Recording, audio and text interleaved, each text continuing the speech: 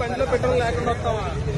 150 రూపాయలు పెట్రోల్, 150 రూపాయలు వాటర్, మొత్తం పెట్రోల్. బండి వస్తే మొట్టమొదటిపోతండి. భానుగుడి జంక్షన్ దగ్గర నుంచి ఒక 500 మీటర్స్ దూరంలో లెఫ్ట్ సైడ్ భానుగుడిలో ఎత్తి రెస్టారెంట్ ఉంటుంది కదా, దాని పక్కనే భారత్ పెట్రోలియం. అక్కడ మధ్యాహ్నం 3:30 ఆ టైం పెట్రోల్ కొట్టించాను. 150 రూపీస్ పెట్రోల్. 150 రూపీస్ పెట్రోల్ కొట్టిస్తే దాంట్లో మొత్తం వాటర్ వచ్చింది. వాళ్ళు టెస్ట్ చేసిన తర్వాత కూడా ఏదో పేస్ట్ ఏదో ఉంటుంది అన్నారు. ఆ టెస్ట్ చేసిన పేస్ట్ కూడా కలర్ మారలేదు. ఇది వాటర్ కూడా కాదు. ఇది మరి సమాధానం వాళ్ళే చెప్పాలి ఏంటనేది. ఇది వాటర్ కూడా కాదు, టెస్టింగ్ లో కూడా ఇది వాటర్ కాదని తేలింది.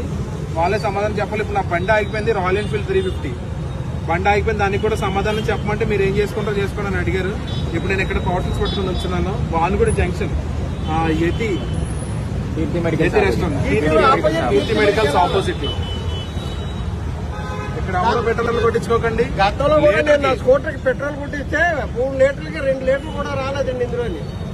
ఏమంటే ముళ్ళు పైకి లేకలేదని అడిగితే ఏమన్నాడు తెలుసండి, పాత అవుట్లెట్ అండి ఇది, ఈ అవుట్లెట్ ఇలాగే వస్తుందండి అని చెప్పి సమాధానం చెప్పాడు. ఇంక ఇడితో దెబ్బలాడే ఉపయోగం పెట్టని చెప్పి వెళ్ళిపోయాను నేను. ఇప్పుడు 6 months బ్యాక్ పెట్రోల్ చీటింగ్ అయితే ఇక్కడ ఎక్కువగా జరుగుతుంది. దీన్ని అరికట్టాలి.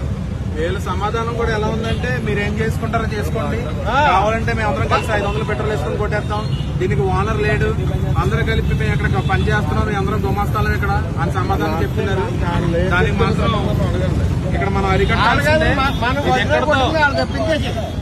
ఇది ఎక్కడితో ఆగాల్సిందే. ఎందుకంటే ప్రతి ఒక్కరు ఇప్పుడు లైఫ్ లో, ప్రతి ఒక్కరు డైలీ లైఫ్ లో వాడేది బైక్ అనేది స్పాయిల్ అయిపోతే మానవుడికి ఎంత ఇబ్బందిగా ఉంటుందో అది మన అందరికీ తెలుసు. అది దాని మీద దెబ్బ కొడుతున్నారు. దీన్ని ఎక్కడితో మనం ఆపాల్సిందే. ఇదిగో చూడండి,